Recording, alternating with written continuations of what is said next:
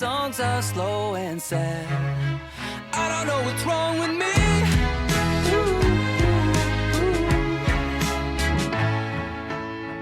Welcome to the Sad Song Queens podcast, where we dive deep into the songs that make us cry. I'm Laura Webb. And I'm Lindsay Wolfington. We are two friends and fellow music supervisors who are obsessed with sad songs. It all started when we used to share an office and we started sharing and discussing our favorite sad songs. It began as a competition to make the other emotional. Through our work as music supervisors, we were always elated to be tasked with finding sad songs. We found ourselves looking up the lyrics and looking online for interviews with the musicians to find out the real story, because we're so curious. Sometimes we found it, but often we didn't. But then we thought, what if we figured it out ourselves? What better way to get the story than by having authentic conversations with the creators of the songs? Today, we welcome SYML. He hails from the Seattle area and joins us today live in the studio. SYML is known for his tender, quiet, and heartbreaking songs.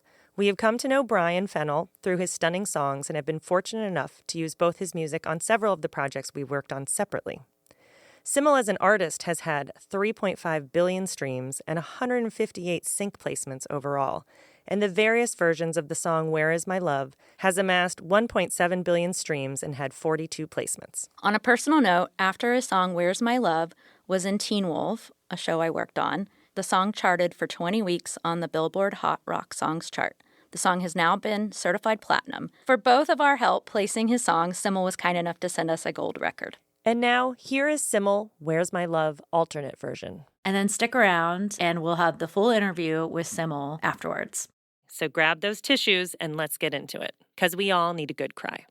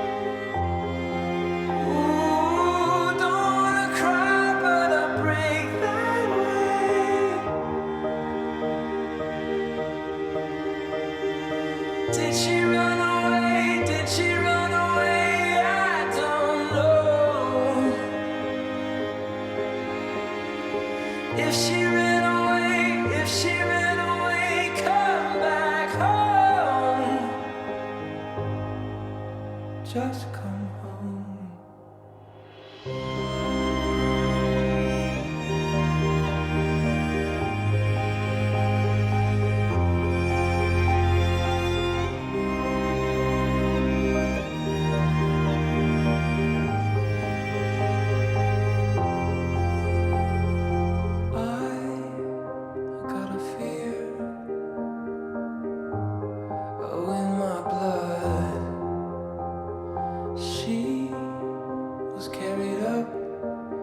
into the clouds high above. Ooh, if you play, I'll bleed the same. Ooh, if you're scared, I'm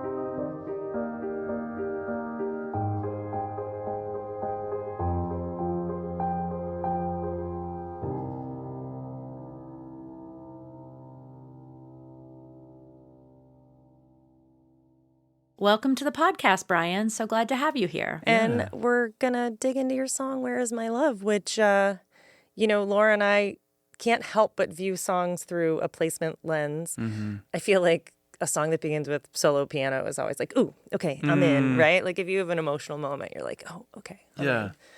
But we usually start our episode with kind of like what we were thinking about when we listened to it, and then we'll hear what it was, you actually wanted us to think when you wrote it. Yeah, what our theories. I mean, I think part of the beauty of it is that Where Is My Love is such like vague, right? Mm-hmm. Like it could apply to so many situations. Is your love your dog or your spouse or a child? Mm-hmm.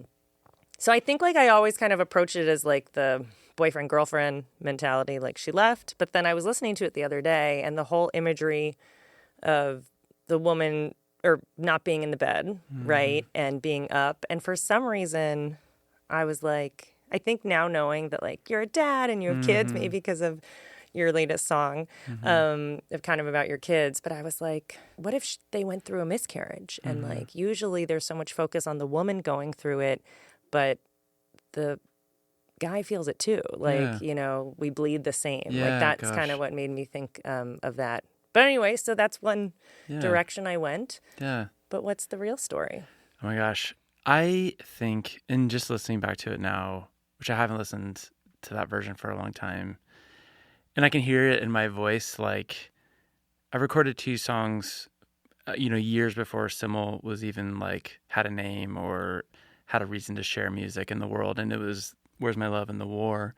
And both those songs, I think they would just like rip something out of me that was like, in hindsight now, I can look back and say like, well, that was me sort of preloading loss before I'd really gone through it. Like we were, I was newly married, pre-kids. My family was all alive and healthy and, really like thriving. And so why did this song come out of me, that was like pretty desolate feeling. Part of it is, I think where I live in Seattle is rainy most of the year. And so a lot of that piano is like rainy. I think literally in Pro Tools, it was saved originally as like rainy Seattle song or something. Oh, that's so cool. Yeah. And then at least in this case, this song was the piano first and the melody and lyric second. And it was that, imagine losing and having that love ripped away from you makes me at least appreciate the things I have more. It's like this weird sort of scenario that you play out in your head of like, well, what if I lost everything? And like the thing I love the most, and it could be a partner or a parent or a kid or a dog. And because like, that human feeling of like, well, where'd you go? Like, and then having this almost childlike experience with somebody not being around anymore. I think everybody reverts back to that whether it's losing a partner, losing a parent, a friend, and you're like, you feel like a kid again. You're like, I thought that you were going to be here and we were going to be, together in this. So heartbreaking. And at least in this first initial version of it, it's really bare. There's only a couple elements happening. And again, listening to my voice, I'm like, dang, like I sing it so differently now. Right. Oh, really? Yeah. Well, how do you say that you sing it now? Like, there's performing so much live and stuff? Yeah. And I tend not to play it on piano anymore. Right. Anyway, yeah. So I think the dynamic arc of how I was singing it just follows that sort of, I don't know, it's not a folk song. It's like this, something else, cinematic, and it just bleeds through. It's crazy. I don't know. I mean, I think I'm awesome, I guess. Avi. No, I mean, I think and re-listening to it too, I feel like whoever you're singing about too, like I can tell there's so much love there. Like it comes across in your performance that you're just like, oh, I mean, it's not put on. It's like you're really like feeling those feelings and going there, and it's very authentic. Yeah. Yeah. I think that's actually really important.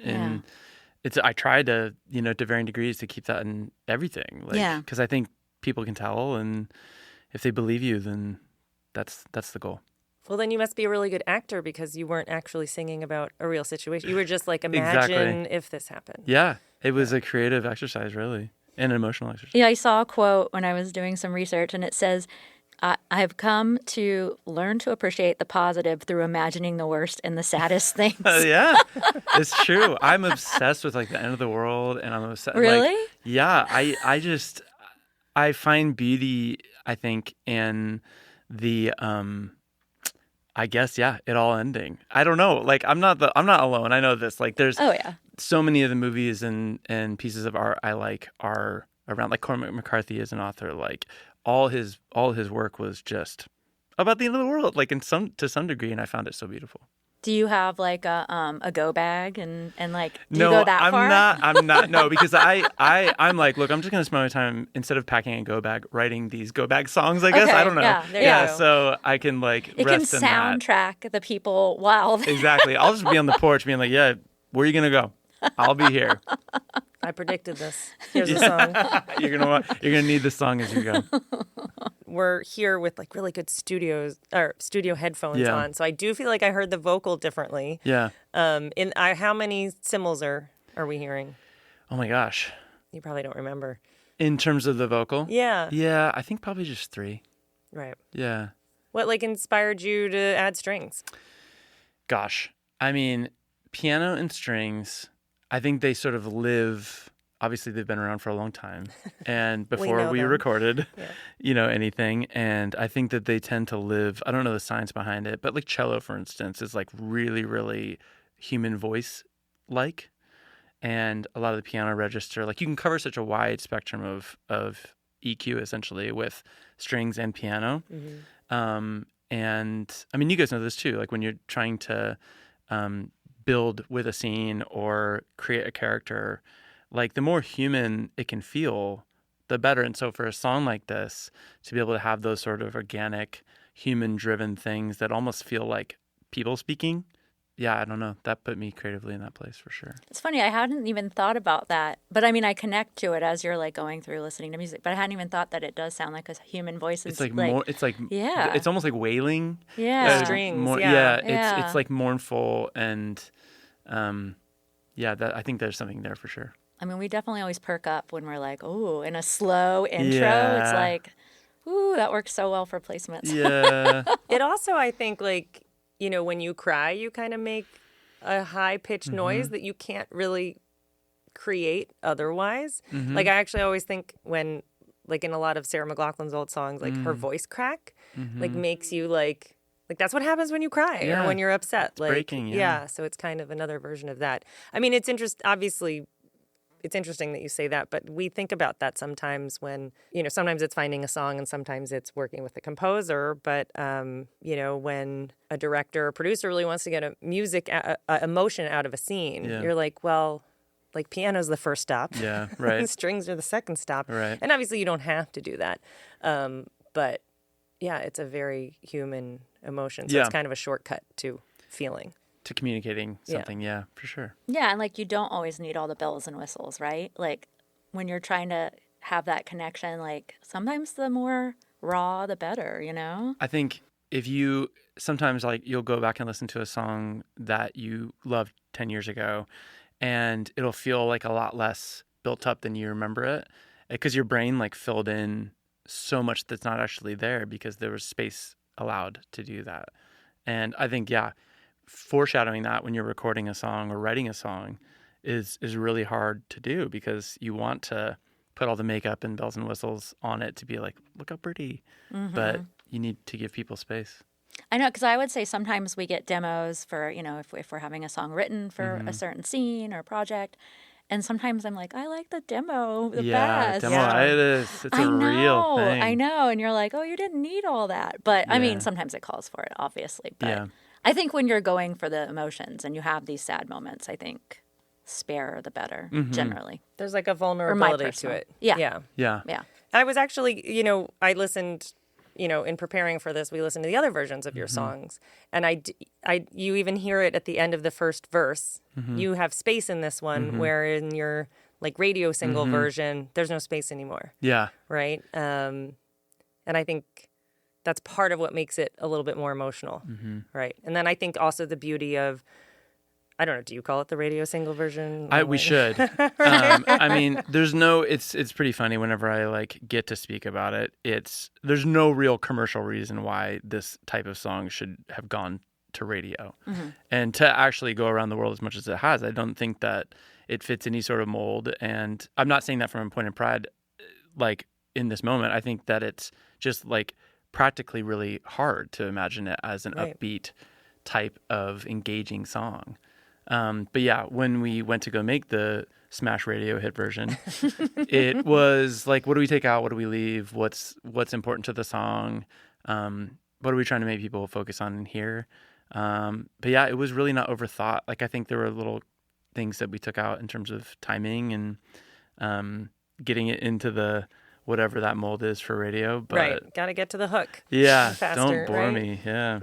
Well, but it's also really effective too. Like I always define those songs as like quiet with pace, right? Like that's like finger picking guitar gives you that. So it's emotional and longing while still like moving. Yeah. Right. So especially if you have like a montage that like needs movement.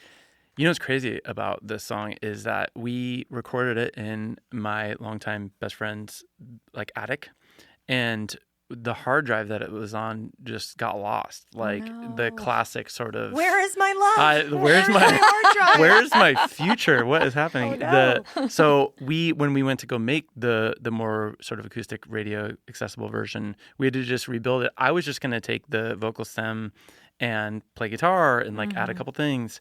But because we lost it, we had to reimagine. And so that's a whole different vocal and a whole different everything. Which I mean, like in hindsight, it's like, thank God it got lost, because it wouldn't have been the same and I would have interpreted the song differently and all that. But yeah, it's the only time that's ever happened, is something that got lost.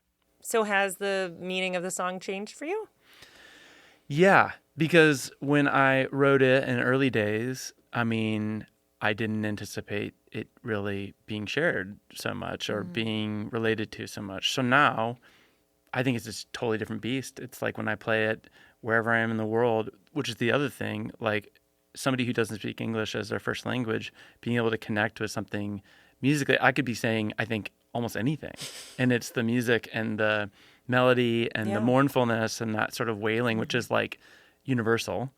So I have a much more, I want to say detached, but not in a bad way, like approach to that song now, where it's like it's this own creature living by itself in the world, and I'm just sort of like touching it occasionally. That's cool. Yeah, it's really cool. Yeah. And what do you think when you see, since it's been placed so many times, or synced as we call it, what do you think, like, oh, that's an interesting interpretation each time, kind of? Yeah, when I especially love when friends are like, oh, I just heard it in this, or I just heard it like like the setting that it's in, whether it's somebody's on in an airport somewhere and it's on, or like in a scene of a show they're really invested in. I think it like takes my friends out of it sometimes. They're like, oh, Jesus, like. Right. I know this song. Yeah.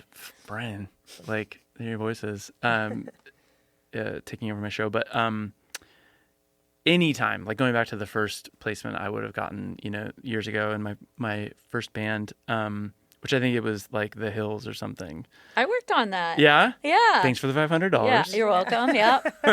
I was a coordinator. We used it on One Tree Hill. Yeah. So, I mean, we had like a party and it was so, so special. Like what a amazing goal to have reached. So now, like, I still try to approach it with that same type of, I can't believe this is like my real life. And when a song gets used multiple times, it's like, I mean, we saw it like after Teen Wolf, like the next, like those fans, pun fully intended, were very rabid. They really are. And claimed the song as their own and like thought I wrote it for these characters. And like, they were like, yeah, it'll never be used again because it's only for my show. And then there were like warring factions of fans of other shows when it got used in the next one. So yeah, I am amazed every time it happens and think it's the coolest. That's awesome. Yeah, I remember we used James Vincent McMorrow in like two pivotal scenes in Teen Wolf, and I met him and he was like, yeah, the YouTube comments are going off. Yeah. And he's like, I didn't know what a Stydio was, which you Yeah. would know too, I which do. for people that did not watch Teen Wolf was Styles and Lydia, and everyone shipped them, and that was their name. Yeah. But he was like, I didn't know, is that a disease? Yeah, it does sound a little bit STD-ish. I know it does. Yeah. But I was laughing. I was like, oh, right. That must be so odd for you to be Yeah. like, this is my song. Yeah. And then you get like warring, like Yeah. fan theories and like. Well, what's crazy is like I didn't consider myself like an artist as SYML by that Right, point. right. I was just like, this is a moniker to release music. And that was the first little jump where I was like, I guess I'm doing this and got to write more songs now. So you had left Barcelona and then you Yeah. decided to be solo. And Yeah. like, how's that process different now? Or Yeah. at that it's- time, I guess. I'm still very close with all those guys. So it never ended in a way that was like, okay, this has been fun, but I'm going to go do my own thing now. Even though Where's My Love and The War were written and recorded like 3 years before the band was done. Wow. It was like the band had moved on from that type of sound, and the more, we were just talking about Keen, like post those early 2000 years of piano rock, which Barcelona sort of participated in a bit. I think I was like, yeah, well, I don't play piano anymore, I guess, so this is going to just live in the attic, literally. And then as it started to grow into more of a, oh, okay, this is my project now and my artistic outlet. Yeah, I don't know. Creating by committee, I think anybody would agree, is like pretty hard, no matter how long you do it. And so being able to be alone, rainy studio, was like it must have been something that I had just been waiting for, because it just started to pour out. And still to this day, like there's no lack of inspiration there. And I do get to collaborate with plenty of people in the music now, but love just writing by myself. And yeah, it's a good transition.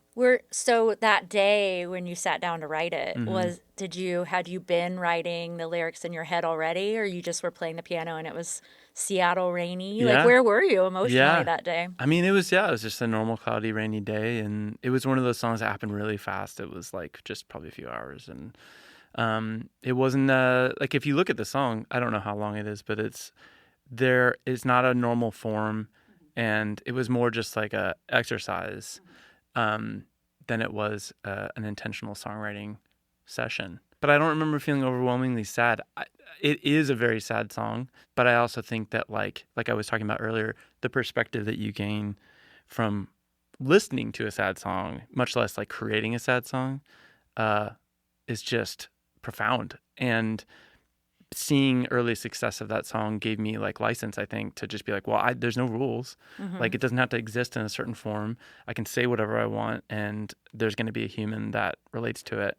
And I don't need to be upbeat and have like tempo to get on radio and all the classic sort of industry trappings that would suck the life out of a song. So interesting that you think it's like an abnormal structure, because nothing feels abnormal about it. It feels just right. Yeah. But maybe, but it is sort of weird. There's not really like, I don't know what the chorus is. Like we've had to break it down over all these years of being like, I think there's almost like a more of a formal understanding of what a bridge was in songs. I think that's kind of what people call the chorus in this song anyway. And there's obviously verses, but and then it just sort of ends. It's so weird. Well, your bridge is almost just the instrumental part. Yeah. It's like Yeah. But maybe that's like, I think we all listen to things, and sometimes we go through trends where it's like formulaic, but maybe that's because it gave our ear a break and it was like broke through, or I don't know. Right. Because I'm like, it just feels right. We just went on the journey. That's right. Yeah. It takes you on the journey and scene. It's so funny when you mentioned in the intro about it being on the charts and stuff. Like whenever I'd go, because the first format we went to was alternative, and that had been Barcelona's genre, and I was just like, wait, I'm back here? Like this is not an alternative. What are we doing? Like I'd show up to these radio stations, and it would be like, that was right when Billie Eilish was starting out, so it would be like Billie Eilish, and then like some kind of more obvious rock bands, and I definitely was like, well, I got to wear a leather jacket. I got to help myself along here so people buy it that I'm an alternative artist. But really what it was is I do think it was just different enough. And that happens sometimes then and works. I was just lucky.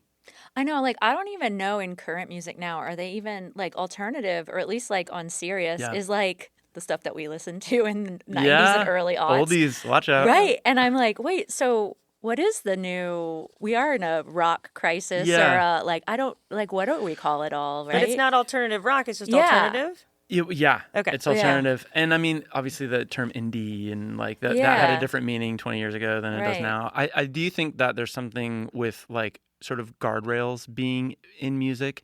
And that's what I think you take some of the guardrails off of how you sing and write, like whether it's Zach Bryan and all that type of like what's under him in that pyramid.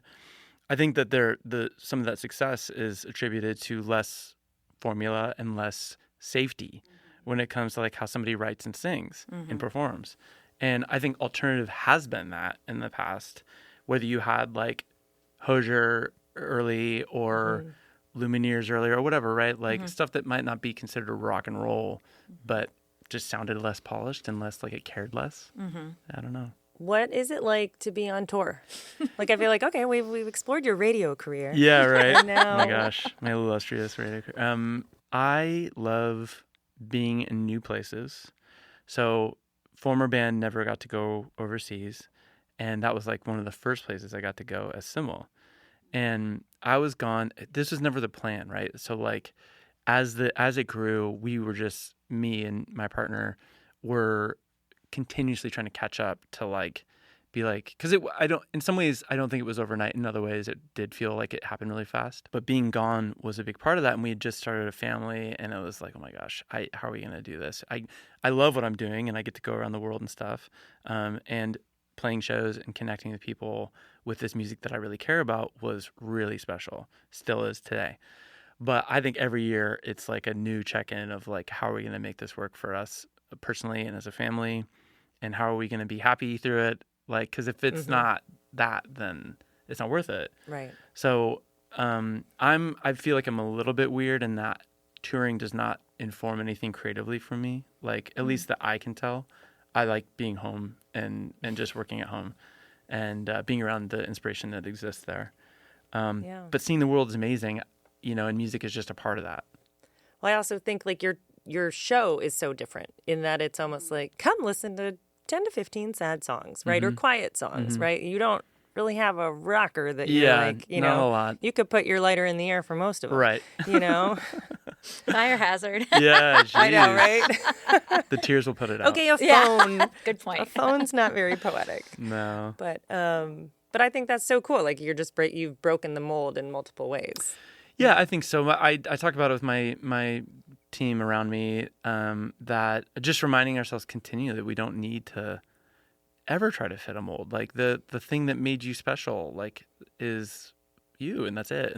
And always be listening to that, I think is the best advice. I agree. Like you see that, like, the thing, like, you get into an artist and it's like the first album, maybe the second album, but then it's sort of like they just kind of go into the mold. And this is obviously a generalization, but they go into the mold of like, okay, this is the path that everyone takes. But you're like, but I fell in love with like the raw and the you. And I mean, it's good that you're sticking to like the who you are and sitting with what's right with you, I think that's, the fear mostly if something works is that like, we'll have to go redo that a bunch of times and continue to pay the bills that way. When it's really like, well, if you do want to go make a weird dance record and a weird Western, desert type situation, like, go do that. Like, you have to get out of your own way, I think. I would listen to both. That's what's coming. Is that what's coming? By the way, Straight up. Please do, because I would listen to both of those. No, it's that's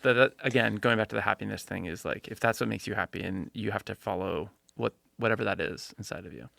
Do you think, which I've seen this with like or when I've read about other artists, like that you do make the sad songs, but you feel like you actually are probably like a happy-ish person, but like it's just like a thing to get out of you, kind of? Absolutely. I mean, it's like 100% therapeutic and cathartic to be able to get out the darkest things in your heart and your brain in the form of music, especially if it's like helpful to somebody else. I think that's at least one of the main, I think, purposes of why we have music. Right. and in the sort of form that we do it. I'm not a generally sad person at all. And but it's just dark somewhere, and so it has to come out.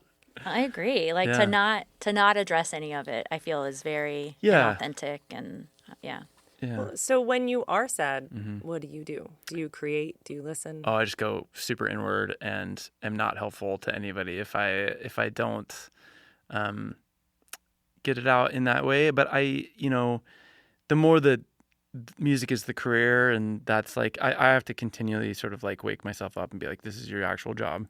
And it's okay to be honest about the things that are hard about it. And I think I've done the mistake of working through something internally, getting it out in a song, and then being like, good, don't need to talk about it.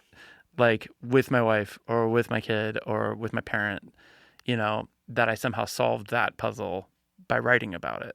Where it's like, no, actually, you're still like a person in this family and in this world, and you do need to communicate like to people. Right. I think that's a trap of being an artist sometimes. That is interesting though, because sometimes you're like, oh, I did that. Like I had my cry, or I got it out. Yeah. Now I can go back, and they don't even know I cried or Right. made a sad song. Or felt about it. Yeah. The disconnect sometimes between your real life and then what music is a weird dream state.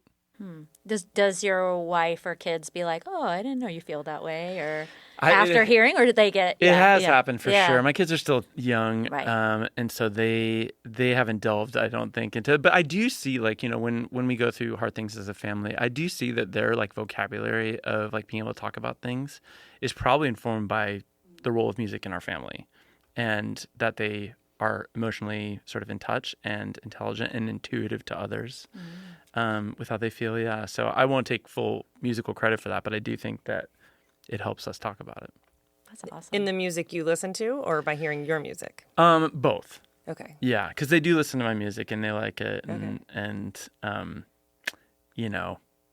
I wouldn't say they like love sad music, but I do think they like emotional music.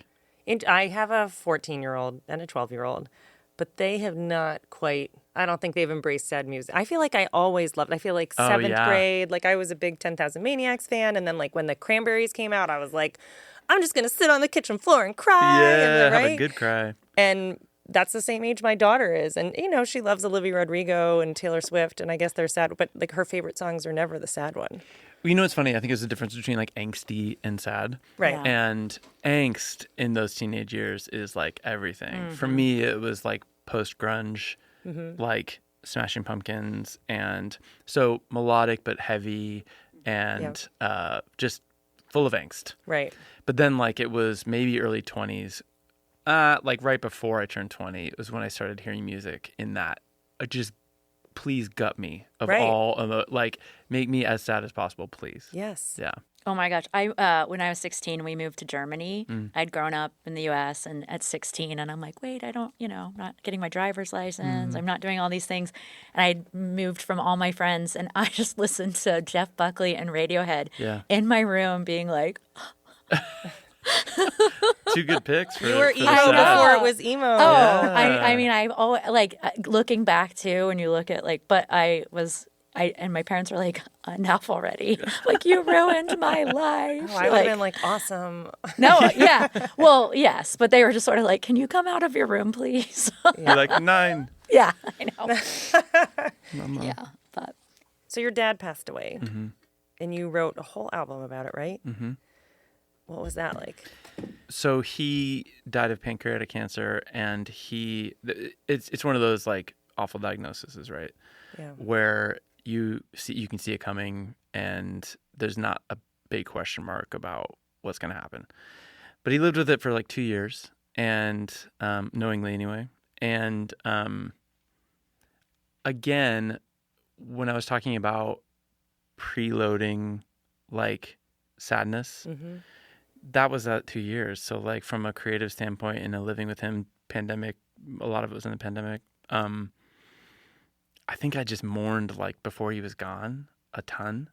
And then, so I was able to, he heard some of the music, but I kept a lot of it from him because I didn't know if it would be helpful. So when I was making that record, the producer, Phil Eck, he had just had his first kid, like right around the same months that I lost my dad. And so we were both coming into this creative process like with two very different ends of the spectrum of life. Yeah. But it was great because it disarms you of sort of everything, and you're left with a really clean palette, very specific palette in terms of like, well, my thoughts are all here and they're all being colored by this thing that happened to me. And I felt like the songs that came out of that time, I don't know if I'm being like critical of myself, which is not what you're asking me to do. It feels like it is a little bit on the nose. And I tend to not like to write that way, like we were talking about earlier with being open for interpretation. And like some of these songs are literally like, no, this is like what happened to me and this is what I think about it. And I think that they were helpful for me. They were helpful for other people to hear. But I was pretty relieved when that type of writing stopped for me. So it, I don't know. It really shaped me as a dad and as a partner. And at some point it felt maybe a little bit gratuitous. I think it goes back to that, like you need to be like living in the world. Like you can't just sort of bad things happen and you retreat to a song, as weird as that is, you know. How did it change you as a parent and partner? I mean, it made me have more patience with myself and, of course, with the kids, which they require a lot of it. Yes.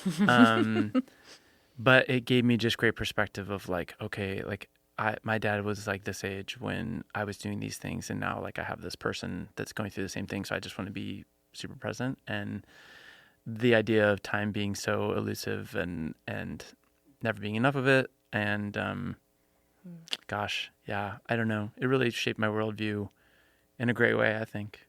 Yeah. Have you heard of the term ambiguous loss? No. Oh, you haven't? No. Yeah. So I just lost my father recently, and he had Alzheimer's for 10 years, and we essentially lost him. And you know it's coming, but we didn't know when, obviously. Yeah. But so it's like you're mourning, like that you had that. You know it's coming. You're still losing him. And like I lost my dad, who he was. And then we had this new version too. But it's a weird state. And but I really love the line in The Day My Father Died about this one really spoke to me for obvious reasons, but letting go doesn't mean he'll ever leave your side. Yeah. Well, geez. I know. I'm like, oh, yeah. Yeah, and I like keep stuff with it, you know. Yeah. And actually, I haven't told you this yet. Sorry, but I was like, we always love looking at lyrics and like, oh, thank you. it'll once I say it, but we always look at lyrics, and we always, we love sad songs, and I try to like look at the interviews and like what was going on with people and like what's going on in their life, but my dad and I really shared music, and he loved music, and he loved sad songs too. Yeah. And he would literally print out lyrics, and he would call me, and we would talk about songs. And I was doing that this week, and I was like, oh my God, he's part of this. Yeah. Like, Oh my God. and I'm sorry I didn't tell you that ahead of time, but I don't need to. But then I was like, right, he's here. Yeah. Like he's with me doing this. Like that's. Because that was like our love language, you know. Like I remember when I moved to Germany, and like I was like so mad at them, and my mom was like, "Yeah, I told Dad to drive you to school and play music because that's the way in with you." Gosh. Yeah, so Parents. I know, but yeah. So anyway, it's just interesting that even like this is part of So. Yeah. Gosh, thanks for sharing that. Oh, thank you. Was your dad a big fan of your music? He was like, and I have great friends that sort of still represent what he was to me in terms of being curious and proud and would think like before he passed away, I got to do this Nike commercial that was a cover of Here Comes the Sun. And like George Harrison's estate had to like approve it. Yeah. And so that was one of the last like big things I got to tell him. And he was just like, I mean, when I started making an okay living at music, he was just flabbergasted. Like, you know, he was always so supportive. He came from a very different world from his career and was just always so proud and so like astonished that, not in a bad way, that it worked, that it could work. And yeah, he was always the most proud, like, of anybody. Because I didn't perform, I didn't sing until after high school. So when he got to hear me like perform in that way and communicate musically in that way, I think he was just from then on just so, yeah. So he got to hear the version of... Yeah, okay. he did, yeah. Yeah. And yeah, he showed me so much music, and he's not a musician himself. And what were couldn't his sing. favorites? He was, gosh, he had a pretty good variety. Well, the stuff that like I laugh about that he loved was like Moody Blues and... It's like all dads, right? Yeah, just like vibing on the groove. But he loved Simon Garfunkel. He loved, gosh, of course I'm blanking now. Beach Boys. Grew up with a ton of Beach Boys. Beatles, obviously. But yeah, like the oldies station, which is funny in hindsight because we're talking about like what oldies now are to us. I mean, I think like the Killers were played on the oldies station. I recently. know. I Yeah, was like, Nirvana. stop it. Nirvana was Yeah. on the oldies station, and I'm like, Well, at least Oh. I've kind of accepted. I'm like, okay, 90s, but I'm like, do not touch the 2000s. Yeah. Like, I We're was not an there adult yet. in the 2000s. Yeah, I still Come have on. that shirt. oh, and total non sequitur. But I did want to acknowledge too. After we placed your song in Teen Wolf, you wrote me this really beautiful note, and I got it on a day where I was like, oh my God, I'm having a real rough day right now, and it just was like exactly what I needed at the right time. So Yeah. thank you for that. Oh my gosh, you're welcome. Yeah, no, it's just really nice. Like, because, you know, we kind of operate in the vacuum, and that's like honestly the funnest part of the job is like, you know, Getting to have a conversation like this. yeah, you know, and helping- that just like music that we love makes an impact and Yes. helps, Yeah. you know, like that is the best part. But we don't always hear from everybody. Whatever, you know. Anyway, and I'm Yeah. not that we look for the. I don't need everybody to be like thank you, but it just was really heartfelt and it really meant a lot. And I have it saved somewhere. Oh, sweet. Yeah. I feel very grateful to be able to be on your podcast and also have a relationship. And, you know, as we're all growing and getting older, like it's like, well, you should make that connection because this is it. And people should know if they impacted you in a good way, especially. Yeah, I agree. It's nice to say the things like, Yeah. even if like, oh yeah, you know, but I think it's nice to just say the things. So Yeah. yeah. So the burning question on everybody's mind. Ooh. What does SYML mean? No, I know. Yeah, it's a hard one. I picked it, or actually, I'll give credit to my wife. She helped me pick it because picking band names is very hard. Yeah. And I had a little list going, and SYML is a Welsh word that means simple, and I picked it as a it's sort of like how I choose tattoos. They're like reminder things, like it's like a continuous reminder to just try to keep everything simple, musically, in life, in love, in aesthetic. You know, that's like the end goal for me a lot of the times is to keep it simple. So, but I picked it not knowing that I would have to sort of like identify with it like as to publicly, Right. because it's hard to people think it's an acronym or like a hip lo-fi DJ or something. Instead of just like these incredibly sad Anagram songs. for like Exactly, yeah. something. Yeah. I always tell people that it means shit your mom likes. And that's Oh like my the way God. that's the way that you can Stuff remember it. your mom likes. Sorry, yeah. Okay. No. Stuff. This is a PG Yeah. pod. No, it's fine. So anyway, yeah, it's like we were just joking about it. Like it's people don't know how to say it. Like in hindsight, if I had been like putting my marketing hat on, I probably wouldn't have picked SYML. What's the worst you've heard it or like what have yeah. I get Smile. Like people mess it up the order. SYML. But most often people are just like SYML. I love you. Really? Like that's I mean, my autocorrect thinks it's symbol every time. okay. Yeah, Yeah. Like yeah. when we've been like texting, I'm like, I'm sorry, you know who I'm talking about. Like I was like, symbol yeah, is coming. I got Yeah. Simp once, SYMP. Yes. Because L and P are pretty close on the keyboard, and they're like, tell Simp that his song in this scene, like from somebody kind of high up, and I was like, "Oh, okay, thank you, thank you, ma'am." So funny. But I love knowing them. Even in our conversation 10 minutes ago or an hour ago, Yeah. I didn't know the simple was the message in it. Like knowing your music, that makes perfect sense. Yeah. Right? And Yeah, like that's the sometimes you beauty of don't it. even know that. Like you were just starting out, and then look how it's like.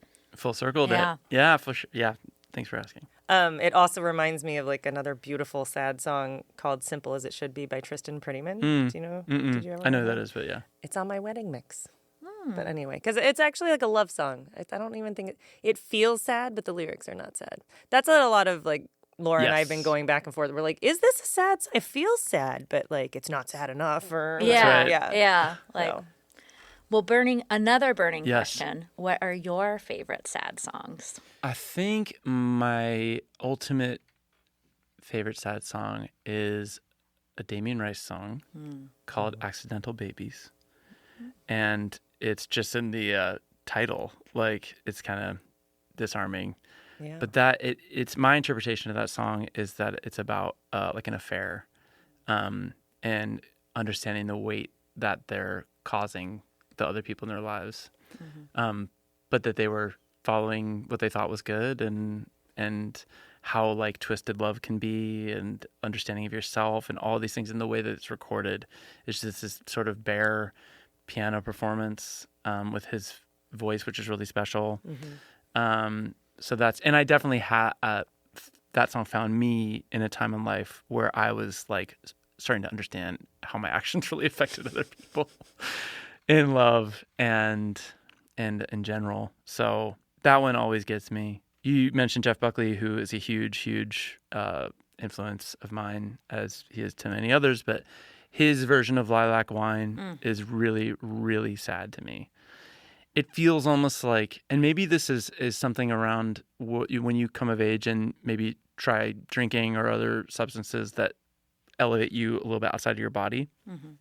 That song feels like drunk to me, and the kind of drunk where like you're just sort of like hazy. Like, I mean, that's the actual lyric from the song, but where everything is just like floating, almost asleep, and sings about love and again, not maybe on the face of it the saddest song, but to me it feels so sad. I'd say I think everything of his is. Oh my gosh. Yeah, I think everything. And yeah, I mean there is that like layer, like it just feels like Blurry yeah, and yeah. but it also really cathartic. Yeah. Like it feels like I want to be there, like I want to stay there, and it's not full of pain Yeah. per se. Yeah. It's a mindset or something. Yeah. I love that you said you feel drunk because I feel like that's how we talk about songs, Yeah. right? You listen and you associate a feeling with it. I mean, it's kind of our. There's a Chet Baker. These are all like parts of my life where I heard the song and I was just totally floored by it. There's a song, I'm not the hugest jazz head, but Chet Baker has a song called Everything Happens to Me. And it's like, the lyrics are sort of campy, but again, with like his delivery and, I mean, that, again, like Jeff Buckley, like it's a heavy heart and like a heavy life. And Chet Baker certainly had one, but the way he sings it is just like so resigned to things just happening to him, but it's beautiful at the same time. That's the thing. I think sad songs find you and maybe like, or it hits you at a certain time and you're in a place in your life, but then it's just like that attachment.